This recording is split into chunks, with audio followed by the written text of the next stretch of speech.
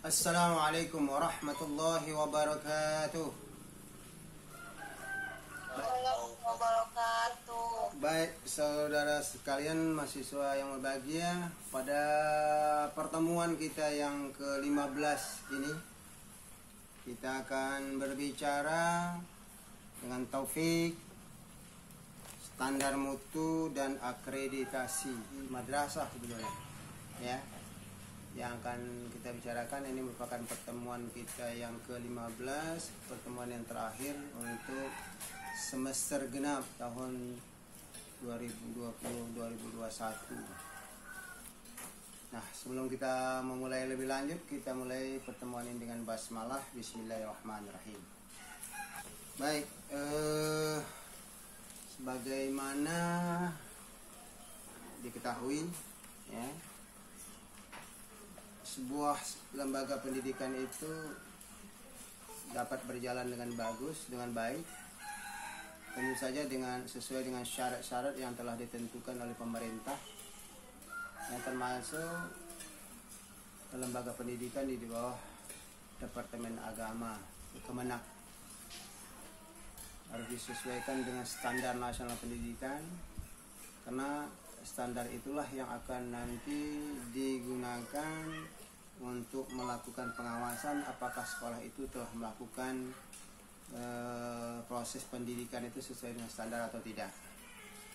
Nah, apabila lembaga pendidikan itu atau sekolah atau madrasah itu atau satuan pendidikan itu melaksanakan itu sesuai dengan standar yang ditetapkan oleh pemerintah atau standar nasional pendidikan, maka kemajuan atau perjalanan sekolah itu baik atau tidaknya ditentukan oleh penilaian standar terhadap standar itu. Misalnya ada sekolah yang mendapat penilaian standar C, ada mendapat penilaian standar B, ada mendapat standar A.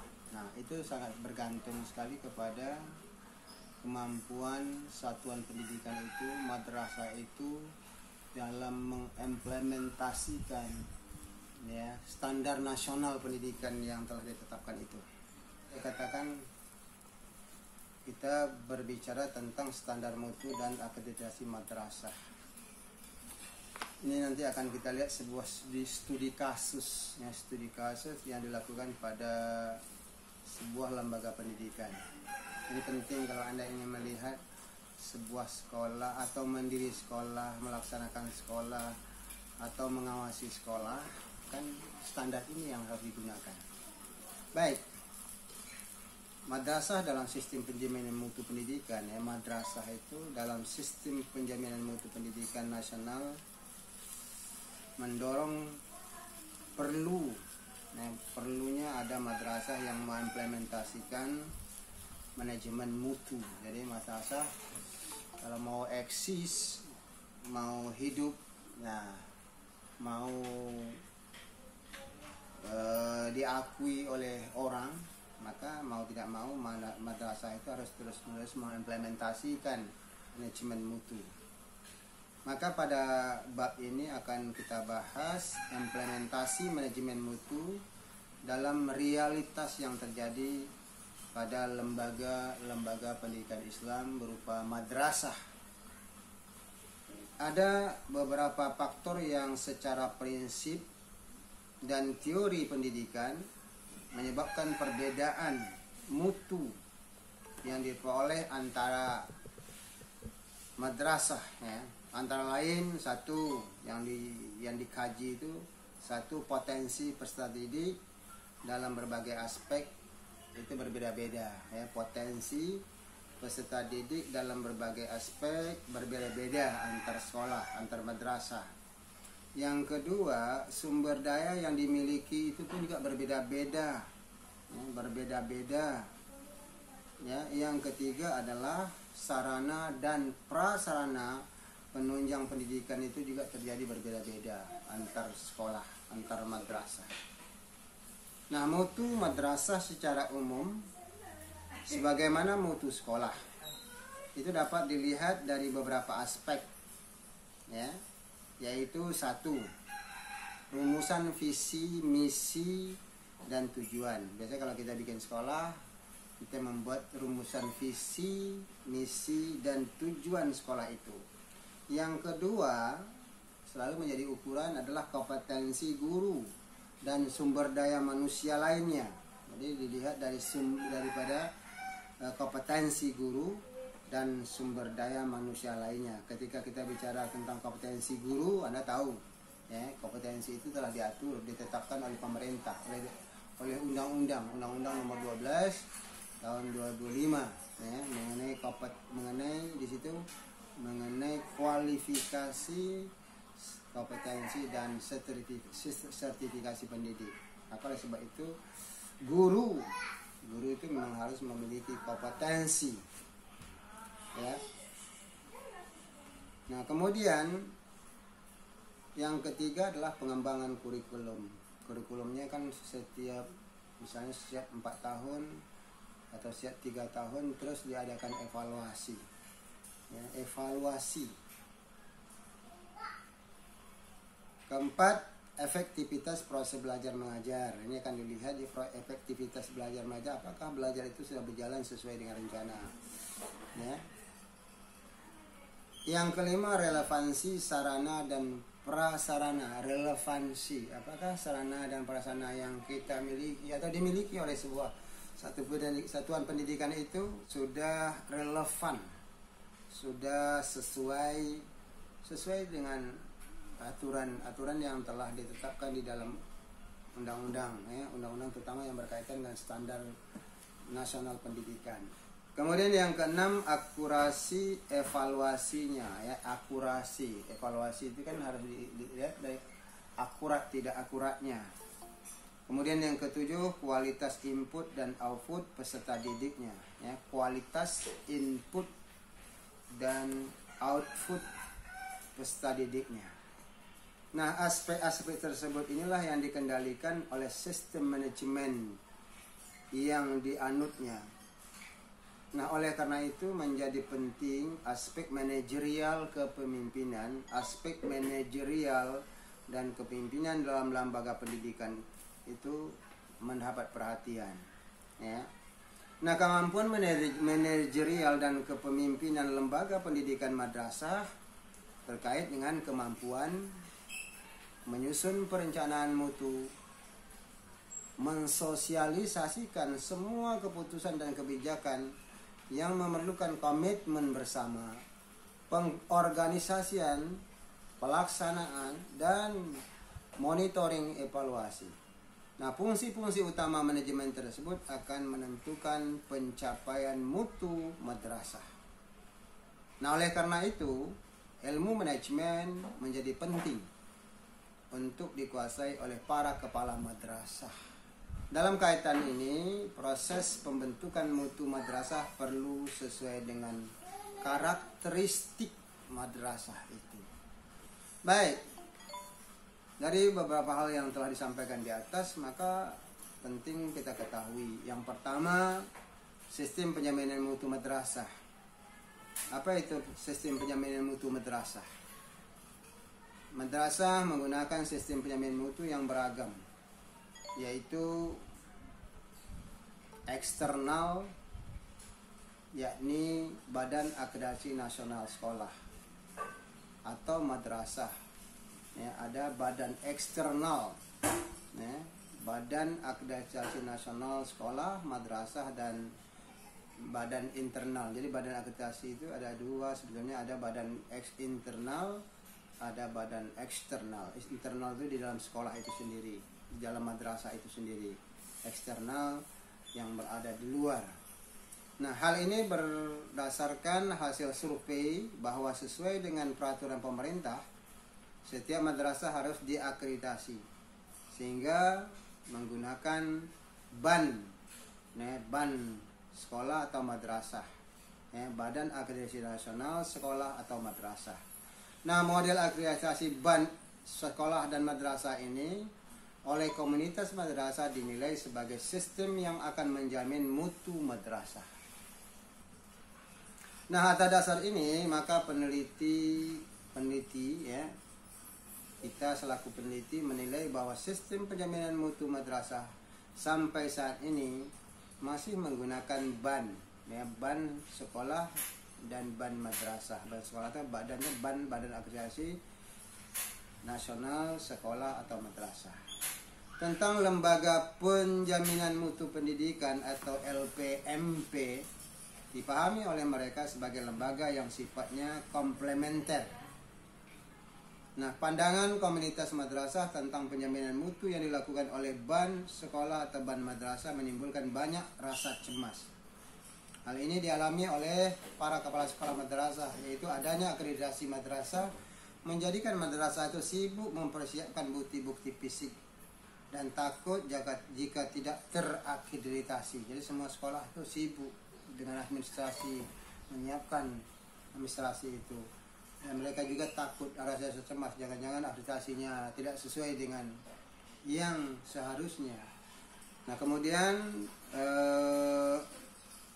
hasil akreditasi berkaitan dengan tingkat capaian mutu yang secara formal diakui oleh pemerintah, bahkan pihak swasta menggunakan jasa pendidikan. Jadi akreditasi itu kan berguna bagi pemerintah sekaligus juga bagi lembaga pendidikan itu. Nah, oleh karena itu madrasah berupaya bagaimana caranya agar tetap keluar nilai akreditasinya yang baik, yang bagus. Nah, kesibukan menghadapi akreditasi dihadapi dengan cara-cara formalitas. Karena mereka menganggap bahwa yang penting terakreditasi. Sehingga bukti-bukti fisik disiapkan walaupun harus copy paste dari sekolah lain. Nah, hal ini berdasarkan survei bahwa salah seorang guru menyiapkan silabus dan RPP atau rencana pelaksanaan pembelajaran copy paste dari contoh-contoh hasil pelatihan yang diberikan oleh narasumber. Demikian pula terjadi pada bukti lain seperti bahan ajar guru, ya, KTSP atau kurikulum satuan tingkat pendidikan, dan laporan-laporan kegiatan siswa. Nah, pada komunitas madrasah tidak merasa memiliki terhadap sistem yang ditetapkan dalam rambu-rambu ban sekolah atau ban madrasah. Walaupun mereka menyadari bahwa mutu itu sangat dibutuhkan. Hal ini ditunjukkan dengan sikap komunitas madrasah yang hanya menyiapkan akreditasi. Setelah itu tidak menjadi tindak lanjut perbaikan standar mutu. Mereka cukup menerima hasil akreditasi, kemudian sibuk kembali dengan pekerjaan rutin, proses belajar mengajar di dalam kelas. Nah, dalam keadaan demikian, proses penjaminan mutu hanya lewat sebentar. Menilai aspek formal dari lembaga pendidikan madrasah, sedangkan proses dan pelaksanaan real yang terjadi di masing-masing madrasah tidak menjadi ukuran yang mendapat nilai real. Pandangan dan sikap komunitas madrasah tentang akreditasi ban sekolah atau madrasah itu secara umum kurang positif dan kurang setuju jika dijadikan satu-satunya ukuran mutu madrasah. Pernyataan ini dikemukakan oleh kepala madrasah disebabkan karena tidak melalui proses pembinaan terlebih dahulu. Kenyataannya penilaian akreditasi serba mendadak dan menjadikan semua guru dan kepala sekolah sibuk, padahal kegiatan pelayanan pembelajaran yang baik terhadap para siswa harus lebih utama. Nah, kesulitan mewujudkan mutu dalam lembaga pendidikan madrasah, yaitu pelanggan pendidikan ikut memainkan peran penting dalam mutu belajarnya. Pelanggan pendidikan memiliki fungsi yang unik dalam menentukan mutu yang diterima dari dunia pendidikan. Manajemen mutu dalam pendidikan menyangkut mutu pengalaman peserta didik. Oleh karena itu, manajemen mutu juga perlu diterapkan dalam kelas-kelas pembelajaran. Penyusunan feedback dengan mengadakan evaluasi bagi setiap siswa sangat penting untuk proses pembentukan quality assurance atau jaminan mutu. Evaluasi itu harus merupakan proses yang berjalan terus-menerus dan hasilnya harus didiskusikan dengan peserta didik. Oleh karena itu, diperlukan sistem penjaminan mutu internal Oleh karena itu diperlukan sistem penjaminan mutu internal. Bagaimana pendapat komunitas madrasah tentang penjaminan mutu internal tersebut? Nah, komunitas madrasah setuju jika madrasah memiliki kewenangan untuk menentukan standar mutu dengan pengukuran yang dilakukan oleh para guru dan kepala madrasah secara bersama-sama. Kepala madrasah mengatakan bahwa selama ini mereka kurang mendapat keleluasaan untuk mengembangkan madrasah walaupun dalam teorinya otonomi pendidikan. Akibat pola pengelolaan yang sudah lama berjalan, madrasah kurang diberikan kewenangan untuk mengambil keputusan sendiri. Sehingga madrasah terbiasa menunggu juklak dan juknis. Hal ini dibenarkan oleh para guru madrasah yang merasakan dampak atasan bawahan antara madrasah dengan Kanwil Kementerian Agama. Nah, kemampuan dalam mendesain sistem penjaminan mutu, komunitas madrasah menilai bahwa untuk saat ini sudah banyak orang yang ahli, sehingga mereka dapat bekerja sama dengan para ahli untuk mendesain penjaminan mutu. Akan tetapi kemampuan di bidang keuangan masih perlu bantuan pemerintah. Sebab rata-ratanya para siswa madrasah yaitu dari golongan ekonomi menengah ke bawah.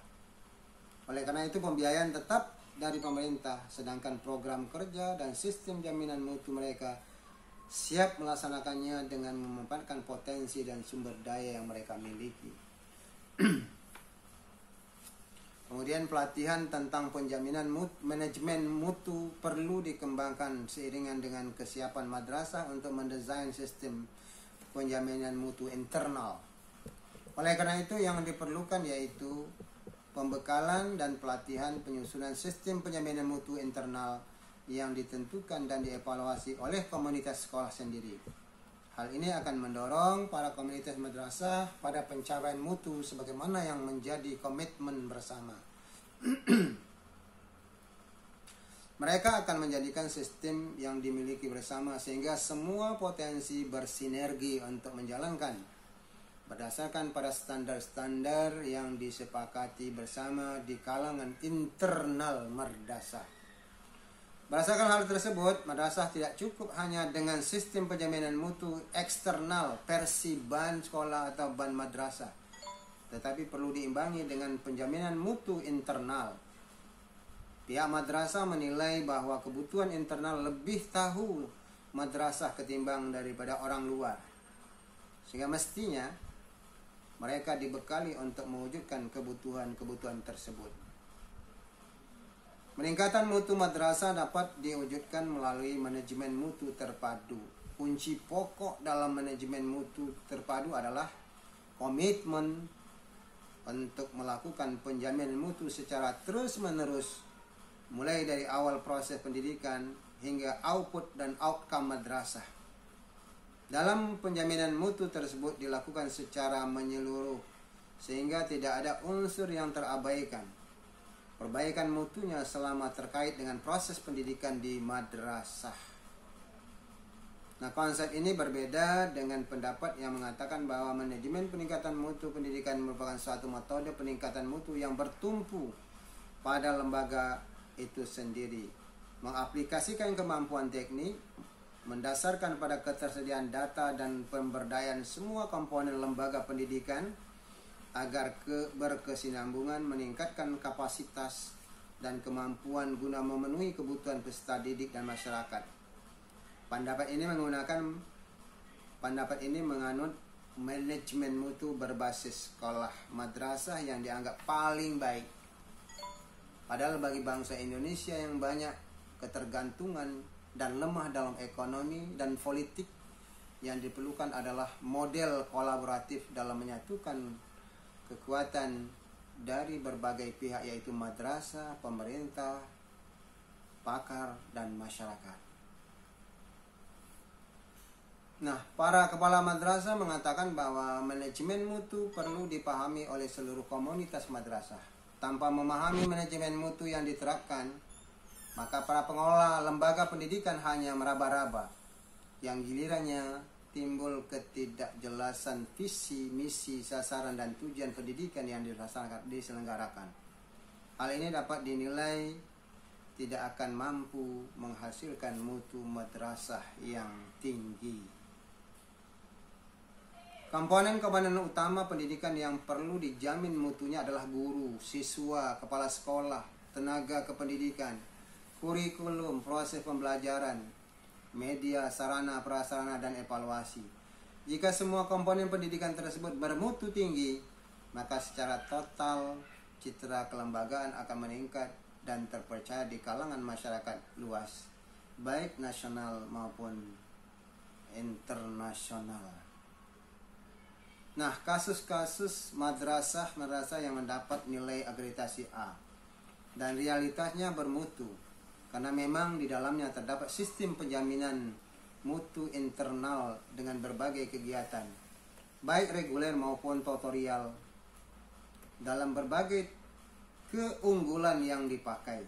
Sedangkan pada madrasah yang tidak memiliki jaminan mutu internal, sehingga mencukupkan diri pada penjaminan mutu ban sekolah atau ban madrasah, yang secara prinsipil tidak maksimal, apalagi pada madrasah yang tidak memperhatikan mutu,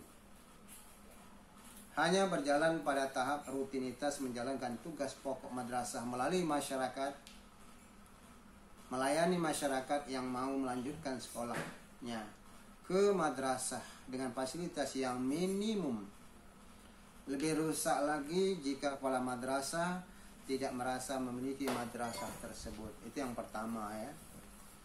Kemudian implementasi model penjaminan mutu Badan Akreditasi Nasional atau BAN Sekolah Madrasah.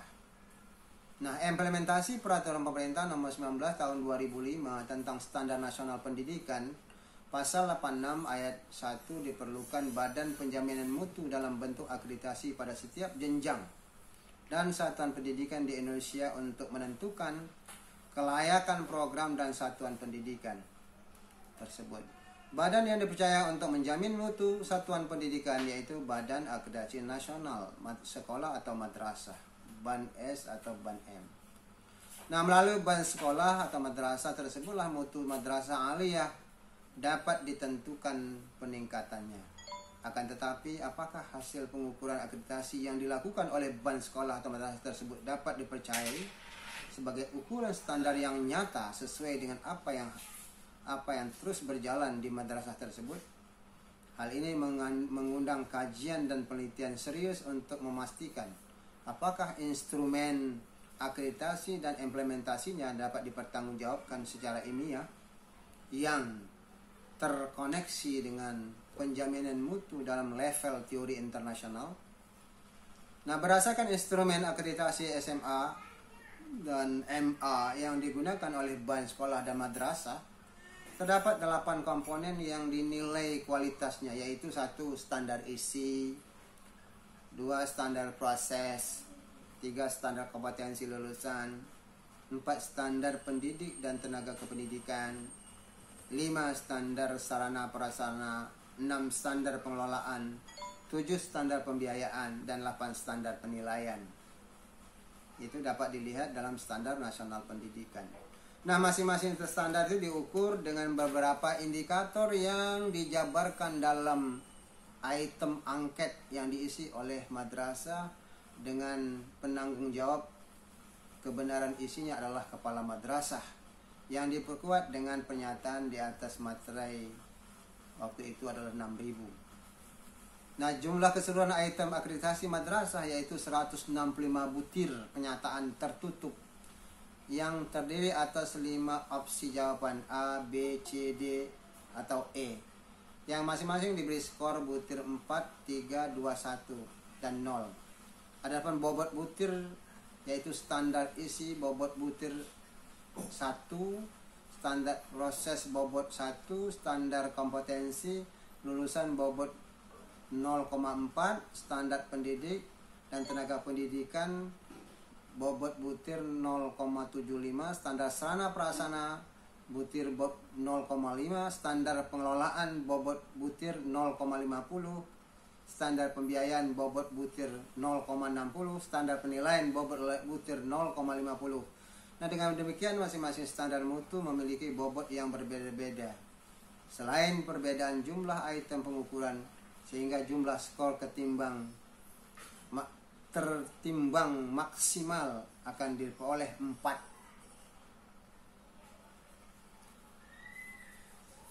Nah, sekarang kita lihat dari ada 8 standar. Standar pertama standar isi madrasah. Ya. Sekarang kita lihat standar isi madrasah aliyah. Ya. Sebetulnya Anda bisa baca ya. Standar isi madrasah aliyah itu ya. Standar isi madrasah aliyah diukur dengan menggunakan 15 item 1 sampai 5. Pernyataan tertutup dengan memilih 5 jawaban yang disediakan. Beberapa indikator madrasah memiliki standar isi peringkat mutu tertinggi dalam persiban sekolah dan ban madrasah. Yang pertama, madrasah melaksanakan kurikulum berdasarkan 9 komponen muatan kurikulum tingkat satuan pendidikan, yaitu mata pelajaran, muatan lokal, kegiatan pengembangan diri, pengaturan beban belajar, ketuntasan belajar, kenaikan kelas, dan kelulusan. Penjurusan, pendidikan, kecakapan hingga, dan pendidikan berbasis keunggulan lokal dan global. Pendidikan kecakapan hidup dilaksanakan oleh masing-masing madrasah aliyah secara beragam. Pendidikan berhasil keunggulan di masing-masing madrasah aliyah sulit dipastikan. Sebab para informan menganggap penting sehingga tidak berani untuk menetapkan keunggulan secara spesifik, yaitu pada keunggulan bahasa Arab dan bahasa Inggris. Ya. Itu yang pertama dari standar isi madrasah. Yang kedua, madrasah aliyah mengembangkan kurikulum bersama seluruh guru mata pelajaran, konselor, dan komite atau penyelenggara lembaga pendidikan. Nah, realitasnya madrasah aliyah di Lampung tidak mengembangkan kurikulum sebagaimana ditetapkan dalam standar ban sekolah atau ban madrasah, dikarenakan kurikulum itu sudah disusun oleh tim pusat Kementerian Agama, walaupun dalam penjabarannya oleh masing-masing guru melalui MP atau Musyarah Guru Mata Pelajaran. Nah, para sekolah madrasah menyebutkan bahwa kurikulum itu sudah ada sebenarnya, sehingga pihak madrasah hanya menyusun silabus dan RPP, ya, RPP. Nah, ketika penyusunan silabus dan RPP hanya dilaksanakan oleh masing-masing guru yang bergabung dengan majelis guru mata pelajaran yang bergabung dengan madrasah lainnya, sedangkan konselor dan komite tidak dilibatkan dalam menyusun silabus dan RPP tersebut. Alasan pokoknya mengapa konselor dan komite tidak dilibatkan, karena konselor dalam penilaian para guru bidang studi tidak memiliki keahlian dalam mengembangkan kurikulum mata pelajaran. Demikian pula komite yang dipahami hanya sebagai mitra madrasah dalam bidang keuangan. Tugas komite sebagaimana tertuang dalam dokumen madrasah yaitu 1. Menyelenggarakan rapat sesuai dengan agenda rapat komite. Yang kedua, bersama kepala sekolah madrasah merumuskan visi dan misi, menyusun program tahunan, menyusun renstra, menyusun RAPBM. Ya, RAPBM. Yang ketiga, menetapkan insentif bidang operasional madrasah. Yang keempat, menghimpun dan menggali sumber dana. Yang kelima, mengevaluasi dan pengawasan terhadap program dan keuangan madrasah yang bersumber dari madrasah. Itu tugasnya komite. Yang ketiga, madrasah mengembangkan kurikulum melalui mekanisme 7 tahap penyusunan KTSP.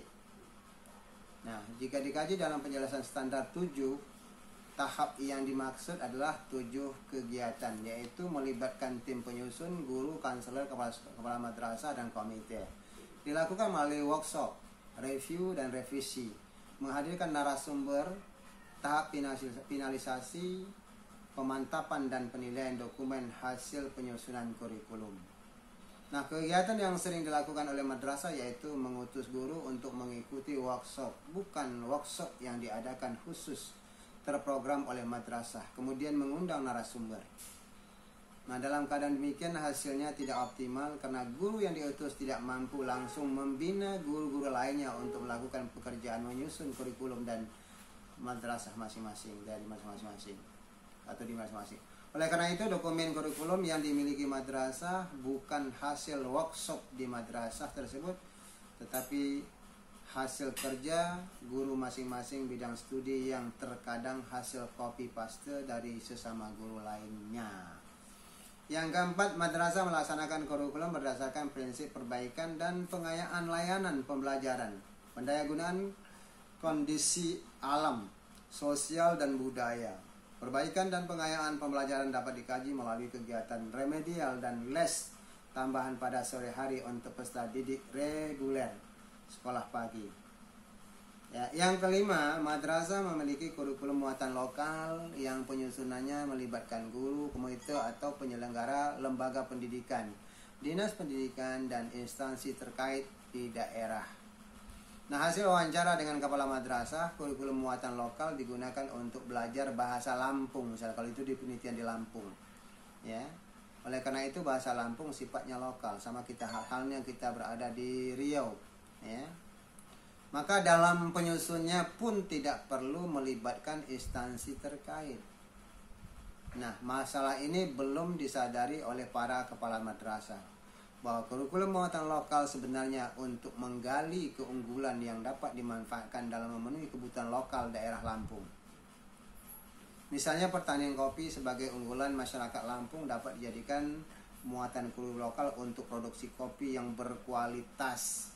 Nah, yang keenam, madrasah memiliki program pengembangan diri dalam bentuk kegiatan konseling dan minimal 4 jenis program kurikuler. Pengembangan diri dalam konseling hanya dilakukan dalam bimbingan karir yang sifatnya pribadi, belum membahas masalah-masalah sosial.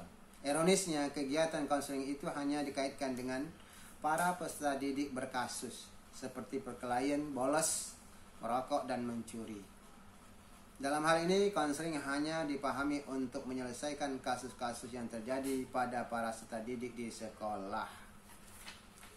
Yang ketujuh, madrasah memiliki sebanyak 13 mata pelajaran atau lebih yang dilengkapi dengan SK atau standar kompetensi dan KD, kompetensi dasar.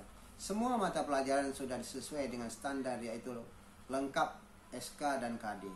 Hal ini memang SK dan KD itu sudah ditetapkan oleh Kementerian Agama untuk semua mata pelajaran. Hanya saja standar kompetensi dan kompetensi dasar yang ditetapkan dalam setiap pelajaran, setiap mata pelajaran masih melebar pada daftar materi pembelajaran. Hal ini perlu diperjelas dan dipertegas bahwa setiap mata pelajaran memiliki kompetensi dasar yang tidak dapat diabaikan oleh guru mata pelajaran tersebut yang harus dikuasai oleh peserta didik. Yang kedelapan, madrasah menerapkan kegiatan pembelajaran 1 jam tatap muka selama 45 menit per minggu, 35 jam pembelajaran, dan per tahun 34 minggu efektif. Ya, berdasarkan jadwal yang ditetapkan. Semua madrasah aliyah sudah sesuai dengan standar tersebut. Nah, yang kesembilan, guru pelajaran memberikan penugasan terstruktur kepada siswa sebanyak 76-100% dengan maksimal 60% dari alokasi waktu tiap mata pelajaran. Para guru rata-rata memberikan tugas pekerjaan rumah setelah tatap muka berjalan.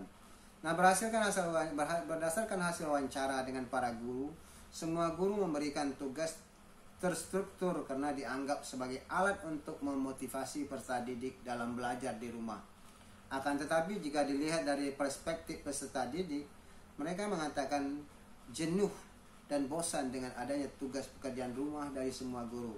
Hal ini sangat memberatkan sehingga tidak ada lagi kesempatan untuk menyalurkan bakat dan minat yang sifatnya rekreatif dan edukatif. Ya. Kebebasan intelektual untuk berkreasi seakan-akan tidak ada lagi tempat dalam benak pikiran peserta didik. Yang ke-10, guru pelajaran merancang tugas mandiri tidak terstruktur sebanyak 76-100% dengan maksimal 60% dari alokasi waktu tiap mata pelajaran. Pada aspek tugas tidak terstruktur, sebagian besar para guru tidak memberikan tugas mandiri tidak terstruktur karena guru masih beranggapan bahwa tugas yang terstruktur pun masih kekurangan waktu. Hanya sebagian kecil saja guru yang memberikan tugas mandiri, yaitu terjadi pada mata pelajaran yang berkaitan dengan kemasyarakatan, yaitu EPS dan agama. Yang ke-11, pengembangan KTSP. KTSP disahkan oleh Kanwil Kemenak sebanyak 13 silabus mata pelajaran atau lebih. Semua kurikulum disahkan oleh Kanwil Kemenak karena pembinaan yang dilakukan memang sangat intensif dan para pengelola madrasah tidak berani melakukan kegiatan jika belum mendapat persetujuan dari Kanwil Kemenak. Adapun silabus yang disusun oleh guru hanya disahkan oleh kepala madrasah, tidak sampai kepada Kemenak. Jika dipahami dalam konteks otonomi daerah dan kemandirian pendidikan, maka pengesahan cukup di tingkat madrasah. Hal ini tentu menjadi dilematis, ya, karena tuntutan standar akreditasi BAN sekolah atau madrasah yang menyebutkan silabus harus disahkan oleh Kanwil Kemenak. Sebab makna disahkan mengandung konsekuensi hukum. Jika tidak disahkan berarti melanggar aturan yang berlaku. Nah, jika tidak disahkan berarti melanggar aturan yang berlaku. Padahal lembaga-lembaga pendidikan tersebut madrasah didorong agar melakukan kemandirian dan kreativitas. Oleh karena itu, unit-unit birokrasi dalam bidang pendidikan berkedudukan mengetahui program pelajaran. Yang ke-12, guru menyusun silabus sendiri sebanyak 76-100%. Silabus dan RPP disusun secara bersama, yaitu dalam MGMP. Misalnya model pembinaan guru di Lampung dibuat dalam klaster-klaster binaan, sehingga madrasah aliyah yang paling maju pada klaster tersebut akan membina madrasah lainnya. Jadi sistem kolaboratif memang efektif dalam pengembangan sumber daya guru, karena antara satu dengan lainnya memiliki kelemahan dan kelebihan masing-masing. Silabus dan RPP yang terpenting adalah dipahami oleh guru yang bersangkutan setelah menjadi dokumen yang akan dijadikan acuan pembelajaran bermutu. Yang ke-13, madrasah memiliki 13 mata pelajaran atau yang lebih yang memiliki silabus. Ini yang ke-14 adalah guru mengembangkan silabus mata pelajaran dengan 7 langkah sebanyak 76-100%. Yang ke-15, madrasah menjadwalkan awal tahun, pelajaran minggu efektif, pembelajaran efektif dan hari libur pada kalender akademik. Semua madrasah melakukan analisis dan jam efektif sehingga kalender akademik sudah mengantisipasi waktu-waktu tertentu yang tidak dapat digunakan untuk proses pembelajaran. Itu baru satu, ya, dari 8 standar, tadi standar isi. Nah, sekarang sebetulnya standar proses madrasah aliyah. Seperti apakah standar proses madrasah aliyah itu? Ya, standar proses menggunakan 10 item, 16-25 pernyataan tertutup dengan memilih 5 jawaban yang disediakan. Beberapa indikator madrasah memiliki standar proses peringkat mutu tertinggi dalam persiban sekolah madrasah, yaitu yang pertama, madrasah mengembangkan silabus secara mandiri. Yang kedua, setiap mata pelajaran memiliki RPP yang dijabarkan dari silabus sebanyak 13 mata pelajaran atau lebih, ya. Yang ketiga, penyusunan RPP sudah memperhatikan prinsip perbedaan individu siswa, mendorong partisipasi siswa, dan menerapkan teknologi informasi dan komunikasi sebanyak 70-100%. Yang keempat, madrasah melaksanakan proses pembelajaran dengan memenuhi 4 persyaratan pelaksanaan proses pembelajaran, ya. Persyaratan pelaksanaan pembelajaran yaitu berkaitan dengan rombongan belajar yang tidak boleh lebih dari 32 orang. Beban kerja guru 24 jam tatap muka. Tersedianya buku teks 1:1 dengan jumlah peserta didik dan adanya pengelolaan kelas. Nah, berdasarkan hasil observasi yang menjadi masalah yaitu rombongan belajar, karena disesuaikan dengan jumlah ruangan kelas yang tersedia sehingga satu rombongan belajar mencapai 41 peserta didik, nah, terutama pada jurusan EPS. Demikianlah masalah yang dihadapi berkaitan dengan buku teks. Yang kelima, madrasah melaksanakan proses pembelajaran sesuai dengan langkah-langkah pembelajaran sebanyak 70 sampai dengan 100%. Ini Anda bisa lihat lebih dalam, ya, dalam buku ini. Yang keenam, madrasah melaksanakan pemantauan proses pembelajaran oleh kepala madrasah mencakup perencanaan, pelaksanaan, dan penilaian serta dilakukan diskusi hasil pemantauan. Yang ketujuh, supervisi proses pembelajaran dilakukan oleh kepala madrasah dengan cara pemberian contoh, diskusi, pelatihan, dan komunikasi. Nah, yang kedelapan, evaluasi proses pembelajaran dilakukan kepala madrasah dengan memperhatikan proses pembelajaran dan kinerja guru. Yang kesembilan, kepala madrasah melaporkan pengawasan proses pembelajaran kepada para pemangku kepentingan, yaitu yang bersangkutan, dewan guru, dan pengawas madrasah. Yang ketiga, standar yang ketiga. Tadi kan standar isi, standar proses. Sekarang adalah standar kompetensi lulusan. Nah, standar kompetensi lulusan madrasah itu apa saja? Ya, standar kompetensi lulusan diukur menggunakan 25 item. 25 item itu 60 sampai 66 sampai 66 sampai kurang 50. Nah, pernyataannya tertutup dengan memilih 5 jawaban. Beberapa indikator madrasah memiliki standar kompetensi lulusan peringkat mutu tertinggi dalam persiban sekolah dan madrasah. Nah, pertama, rata-rata nilai ketuntasan belajar mata pelajaran kelompok IPTEK ditetapkan 75 atau lebih. Ya, dan seterusnya Anda bisa lihat dalam buku yang saya baca ini, ada buku Manajemen Mutu Pendidikan Islam Deden Makbulah. Nah, kemudian yang standar kompetensi lulusan itu kan yang pertama tadi lah rata-rata nilai ketuntasan belajar mata pelajaran, ya. Yang kedua, madrasah menjalankan kegiatan siswa yang dapat menganalisis dan memecahkan masalah-masalah kompleks sebanyak 4 jenis dan atau 4 kali atau lebih dalam 1 tahun terakhir. Ya. Yang ketiga, rata-rata nilai ketuntasan belajar mata pelajaran IPA dan IPS ditetapkan 75 atau lebih. Jadi terdapat perbedaan kemampuan siswa antara kelompok IPA dan IPS, terutama sangat kontras pada MAN 2, ya, MAN 2 pohonan, yaitu IPA di atas 80 sedangkan IPS di bawah 70. Setelah dikonfirmasi kepada para guru bahwa siswa IPA lebih rutin, ulet dan tekun kalau menghadapi soal-soal yang rumit dalam mata pelajaran, sedangkan siswa IPS agak malas-malasan. Nah, itu. Yang keempat, madrasah memfasilitasi kegiatan siswa dengan memanfaatkan dan memfungsikan sumber belajar meliputi bahan ajar, buku teks, perpustakaan, laboratorium, dan internet. Yang kelima, madrasah menjalankan kegiatan pembiasaan untuk mencari informasi atau pengetahuan lebih lanjut dari berbagai sumber belajar sebanyak 4 jenis dan atau 4 kali atau lebih dalam 1 tahun terakhir. Yang kelima, madrasah menjalankan kegiatan pembelajaran yang mampu memanfaatkan lingkungan secara produktif dan bertanggung jawab sebanyak 4 jenis atau 4 kali atau lebih dalam 1 tahun terakhir. Jadi menurut informasi dari kepala madrasah bahwa setiap tahun diadakan studi tour ke tempat-tempat bersejarah, kunjungan ke laboratorium dan outbound. Yang ketujuh, madrasah memfasilitasi siswa untuk mengekspresikan diri melalui kegiatan seni dan budaya sebanyak 4 jenis dan atau 4 kali atau lebih dalam 1 tahun.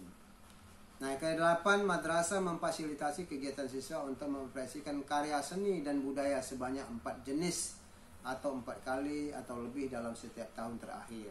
Yang ke-9, madrasah menjalankan kegiatan kesiswaan guna menumbuhkan dan mengembangkan sikap percaya diri dan bertanggung jawab sebanyak 4 jenis dan atau 4 kali atau lebih dalam 1 tahun terakhir.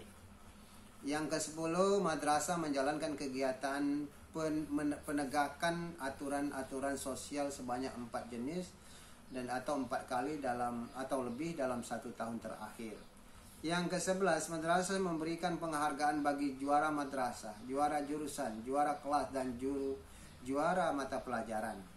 Yang ke-12, madrasah memberikan layanan pembelajaran yang mampu menumbuhkan sikap sportif untuk mendapatkan hasil terbaik sebanyak 6 jenis dan atau 4 kali atau lebih dalam 1 tahun terakhir. Yang 13, madrasah menjalankan kegiatan pembelajaran yang melibatkan partisipasi siswa dalam kehidupan bermasyarakat, berbangsa dan bernegara secara demokratis sebanyak 4 kali atau lebih. ya, lebih dalam 1 tahun. Yang ke-14, madrasah melaksanakan program bagi siswa untuk membentuk karakter, menumbuhkan rasa sportivitas dan kebersihan lingkungan sebanyak 4 jenis dan 4 kali atau lebih dalam setahun.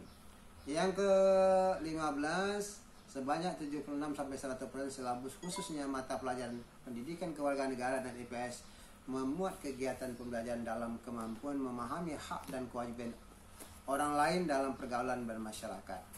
Yang ke-16, madrasah memfasilitasi 4 jenis atau lebih kegiatan pembiasaan dan pengamalan ajaran agama. Yang ke-17, madrasah melaksanakan kegiatan pembelajaran untuk menghargai keberagaman agama, bangsa, suku, ras, dan golongan sosial ekonomi dalam lingkup global sebanyak 4 jenis dan atau 4 kali atau lebih dalam 1 tahun terakhir. Dan yang ke-18 ada lagi kegiatan pembentukan akhlak mulia melalui program pengembangan diri sebanyak 4 jenis. Yang ke-19 sebanyak 76-100% kegiatan pembelajaran menggunakan pendekatan diskusi, kerja kelompok dan persaingan sehat. Ke-20, madrasah memfasilitasi kegiatan siswa untuk menghasilkan karya kreatif baik individual maupun kelompok sebanyak 4 jenis atau 4 kali atau lebih dari 1 tahun terakhir ini. Yang ke-21, madrasah memfasilitasi kegiatan siswa untuk berkomunikasi baik lisan maupun tulisan secara efektif dan santun sebanyak 4 jenis atau 4 kali atau lebih dalam 1 tahun terakhir. Nah, ke-20, tersedianya kumpulan karya tulis siswa baik dari penugasan maupun lomba, laporan hasil kunjungan karya wisata, studi lapangan, majalah dinding, dan buletin siswa internal madrasah. Yang ke-23, rata-rata nilai ketuntasan belajar mata pelajaran bahasa Indonesia dan bahasa Inggris ditetapkan 75 atau lebih. Ke-24, madrasah memberikan layanan dalam pengembangan iptek sebanyak 4 jenis atau 4 kali dalam 1 tahun terakhir. Yang ke-25 adalah madrasah melakukan kegiatan untuk menghadapi ujian akhir dan seleksi masuk perguruan tinggi sebanyak 4 jenis atau 4 kali atau lebih dalam 1 semester. Nah, itu standar 3. Sekarang standar 4. Standar 4 itu apa? Standar pendidik dan standar kependidikan. Ini yang kalau penilaian ini kan harus tinggi ini ya. Standar pendidik, ya, standar kependidikan. Jadi standar pendidik dan standar kependidikan itu standar diukur dengan menggunakan 20 item, ya, 20 item atau 51 sampai 70 pernyataan tertutup dengan memilih 5 jawaban A, B, C, D atau E yang masing-masing diberi skor 4, 3, 2, 1 dan 0. Nah, beberapa indikator madrasah memiliki standar pendidik dan tenaga kependidikan peringkat mutu tertinggi dalam persiban sekolah atau madrasah. Nah, itu ada misalnya pertama sebanyak 76 sampai 100% guru berpendidikan minimum S1 atau D4. Kan? Kemudian itu yang apa ya? Kemudian yang kedua sebanyak 76 sampai dengan 100% guru pelajaran memiliki kesesuaian antara mata pelajaran yang diampu dengan latar belakang pendidikan. Nah, itu yang kedua. Kemudian yang ketiga sebanyak 76 sampai 100% guru hadir untuk menjalankan tugas mengajar dalam 1 semester terakhir. Yang keempat, sebanyak 70-100% guru merencanakan, melaksanakan, dan mengevaluasi pembelajaran sesuai dengan prinsip-prinsip pembelajaran.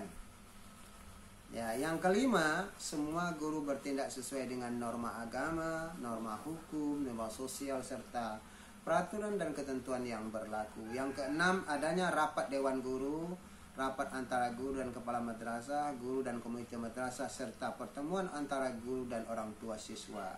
Yang ketujuh, adanya kesesuaian antara latar belakang kompetensi guru dengan mata pelajaran yang diampu dengan pengetahuan dengan pengalaman mengajar rata-rata di atas 9 tahun. Yang kedelapan, kepala madrasah berstatus sebagai guru, memiliki sertifikasi pendidik dan memiliki SK sebagai kepala madrasah.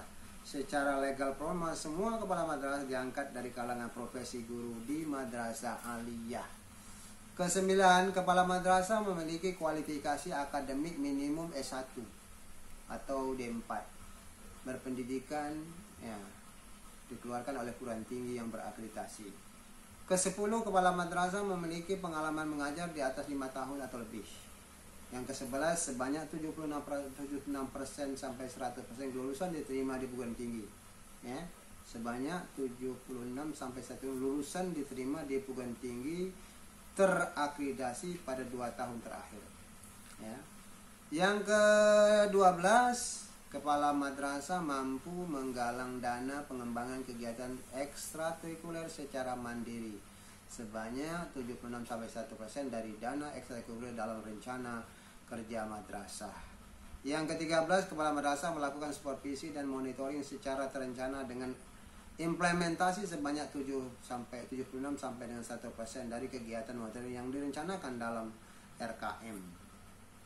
Yang ke-14, tenaga administrasi sebanyak 70% sampai dengan 100% memiliki kualifikasi akademik pendidikan menengah atau yang sederajat.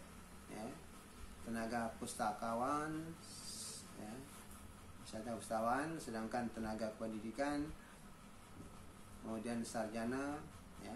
Kemudian ke-15, tenaga administrasi sebanyak 76 sampai dengan 1% memiliki latar belakang pendidikan sesuai dengan tugasnya. Ke-16, madrasah memiliki tenaga kepustakaan minimal 2 orang. Keduanya memenuhi kualifikasi D1.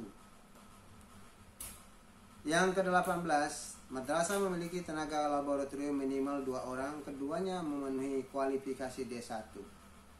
Ke-20, madrasah memiliki 4 jenis atau lebih tenaga layanan khusus.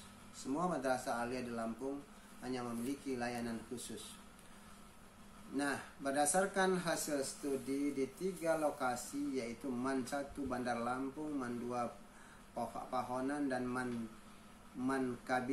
Kibang menunjukkan kenyataan bahwa terdapat keragaman manajemen, yaitu ada yang cenderung menerapkan teori klasik, ada yang menerapkan teori neoklasik, dan ada yang menerapkan teori modern.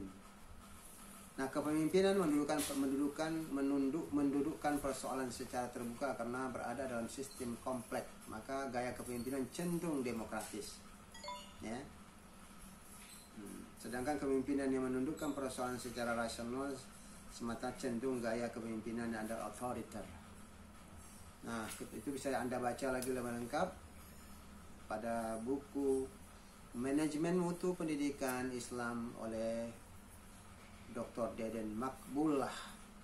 Itu baru standar 4, ya. Standar 5 dia kan standarnya 8. Standar 5-nya apa? Ya, standar 5-nya kita bicara tentang standar sarana dan prasarana. Seperti apa sarana sekolah dan sarana. Ini supaya Anda baca ya. Anda baca persyaratan sarana prasarana ini banyak uraiannya. 1, 2, 3, 4, 5, 6, 7, 8, 9, 10, 11, 12 sampai dengan 15 ini ya. Sampai dengan ya ke-20 itu indikator sarana prasarana. Anda baca itu apa saja.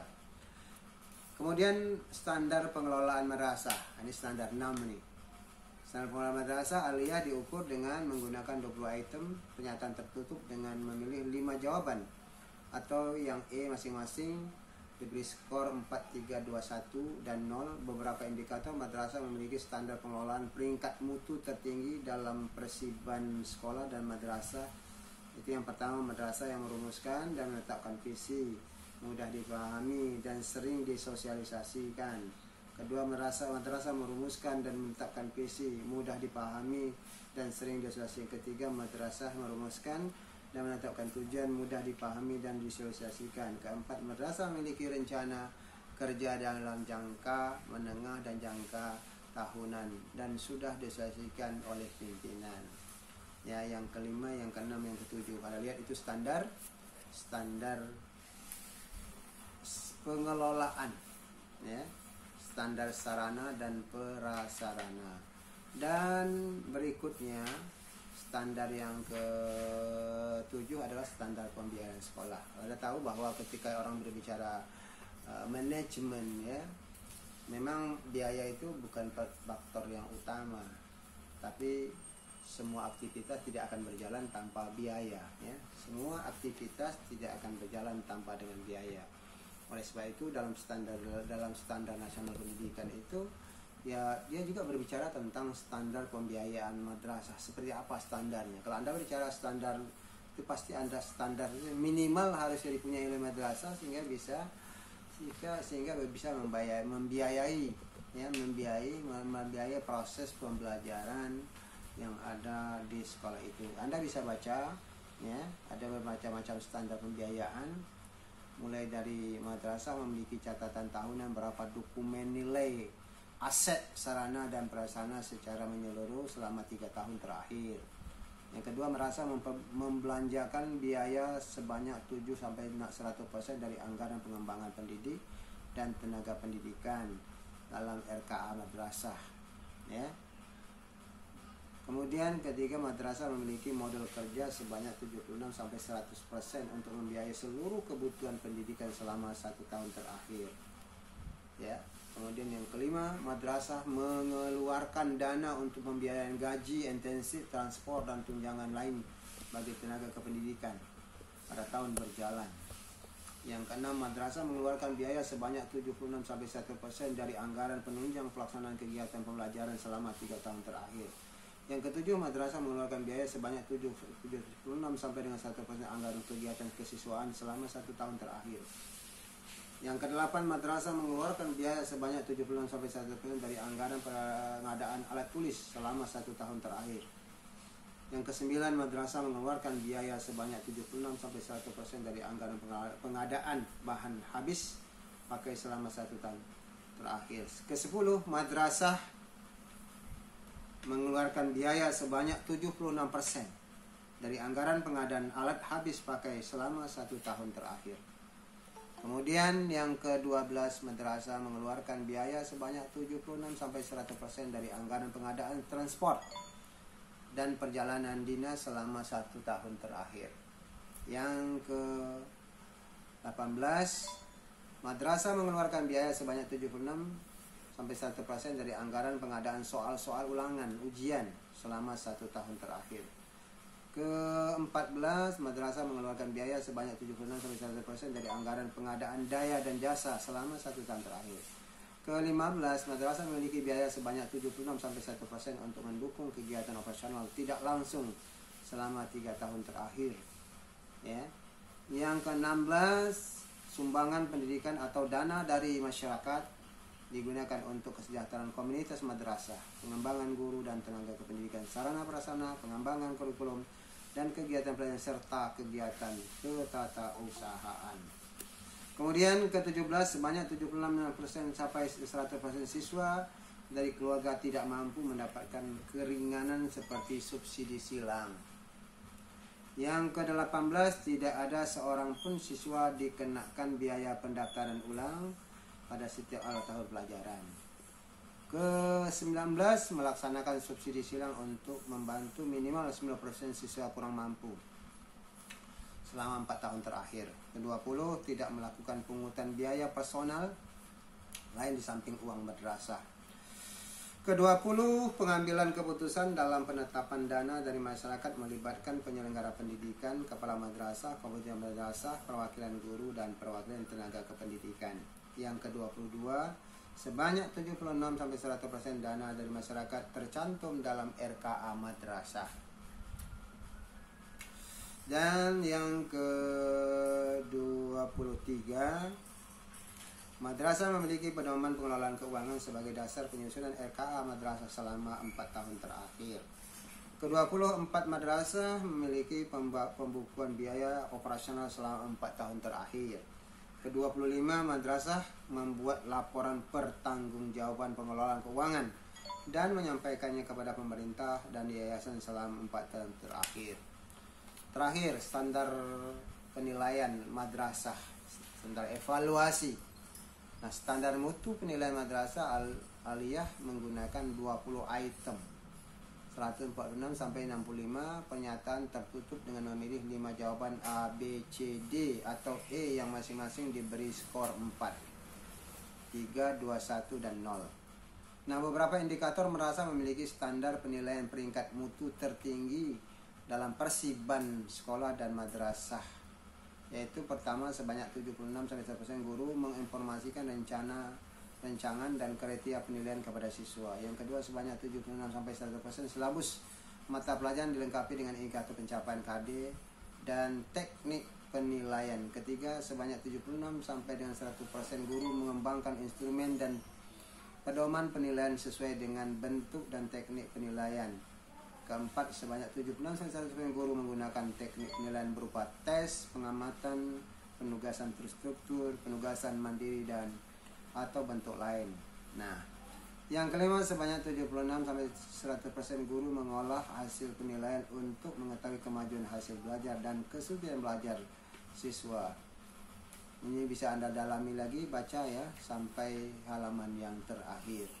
Nah, inilah sebenarnya kalau Anda membuat sebuah lembaga pendidikan atau Anda melaksanakan pendidikan, kalau Anda ingin mengawasi jalannya sebuah lembaga pendidikan, termasuk Anda melihat apa atau melakukan penilaian secara internal tentang apakah satuan pendidikan ini sesuai dengan standar mutu yang telah ditetap oleh pemerintah itu, ya, dalam standar nasional atau tidak. Inilah dasarnya, ya, inilah dasarnya.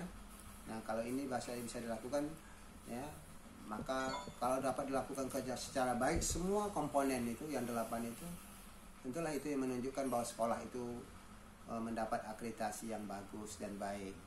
Jadi Anda, kalau seandainya Anda jadi guru, Anda menjadi kepala sekolah, Anda menjadi komite sekolah, Anda menjadi pengawas sekolah, atau Anda diberi rezeki nanti menjadi atau mendapat kedudukan menjadi anggota DPR bidang pendidikan yang bidang pendidikan atau komisi 8 dalam mengawasi sekolah, Anda bisa memikirkan seperti apa untuk mewujudkan sekolah yang bermutu minimal di tempat kita masing-masing, ya. Karena penting, sekolah tak bermutu tidak ada gunanya, ya. Bahkan sedangkan yang bermutu aja bermasalah, mutu menerukan kita bermasalah. Masalahnya sekarang nyatanya kita lihat kan tamatan banyak, sebenarnya pengangguran juga banyak, artinya tidak seimbang antara keluaran sebuah lembaga pendidikan dengan kebutuhan yang diterima oleh pasar kerja. Apa yang terjadi, angka pengangguran itu jangan-jangan itu juga termasuk menunjukkan juga sekolah kita belum bermutu. Selama ini baru bermutu menurut standar yang telah ditentukan, tapi belum bermutu melihat dari segi aspek kepuasan masyarakat. Nah, inilah yang dapat saya berikan, saya sampaikan, ya. Untuk lebih bagus lagi, lebih baik lagi, saya ingin Anda sendiri baca buku Manajemen Mutu Pendidikan Islam yang ditulis oleh Deden Makbullah, ya. Oke. Baik, kuliah kita semester ini, ya, diharapkan kepada Anda semuanya belajar dengan sungguh-sungguh. Belajar bukan hanya menghadapi ujian, tapi belajar bisa mengaplikasikan ilmu yang kita pahami ini. Karena sebuah sekolah itu diakreditasi apa sangat berkaitan dengan apa yang kita bincang pada hari ini. Nah, apa yang kita bincang pada hari ini sebenarnya memang tidak mudah dipahami. Oleh sebab itu kan harus diulang-ulang seperti apa teorinya yang seharusnya, nah, seperti apa kenyataan di lapangan. Nah, kalau Anda berani membuat diskusi dengan kepala sekolah, ditanyakan yang 8 itu uraiannya, yang penting uraian itu yang paling tahu, yang jelas apakah nanti hasil wawancara itu memang sekolah ini memang pantas mendapat nilai B, ya, pantas mendapat nilai A, ya. Tentu ada persiapan, karena ada kondisi kadang-kadang ada orang memandang akreditasi itu hanya cuman diperlukan ketika mau diakreditasi. Setelah itu tidak lagi berjalan seperti hendak tuntutan akreditasi itu, tuntutan standar nasional itu berjalan seperti keadaan rutin biasa, ya. Inilah masalah pendidikan kita. Baik, saya pikir sampai di sini kita tutup pertemuan kita dengan hamdalah. Alhamdulillahirabbil alamin. Terima kasih atas segala perhatiannya.